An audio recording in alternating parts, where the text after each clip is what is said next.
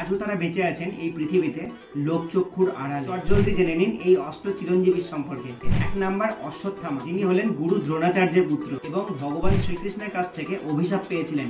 2 number দৈত্যরাজ বালি, তাকে বিষ্ণু বামন রূপে পাতালে পাঠিয়েছিলেন। 3 নাম্বার বিভীষণ, রাবণের ভাই, যিনি রামের পক্ষে যুদ্ধ করে লঙ্কার রাজা হন। 4 নাম্বার শ্রী হনুমান, ভক্ত শ্রেষ্ঠ ও শক্তিমান, যিনি রামের নামে আজও পৃথিবীতে বিরাজ করছেন। 5 নাম্বার মহর্ষি বেদব্যাস, যিনি ছিলেন মহাভারতের রচয়িতা। 6 নাম্বার কৃপাচার্য, যিনি হস্তিনাপুরের রাজপুরোহিত এবং উপগুরু ছিলেন। 7 নাম্বার পরশুরাম, ভগবান বিষ্ণুর ষষ্ঠ অবতার, যিনি একাধিকবার ক্ষত্রিয়দেরকে দমন করেছিলেন। এবং সর্বশেষ 8 নাম্বার মার্কণ্ডেয় ঋষি, অমরত্বপ্রাপ্ত ঋষি, যিনি যমরাজকেও জয় করেছিলেন। ভগবান শিবের আশীর্বাদে তিনি আজও জীবিত আছেন।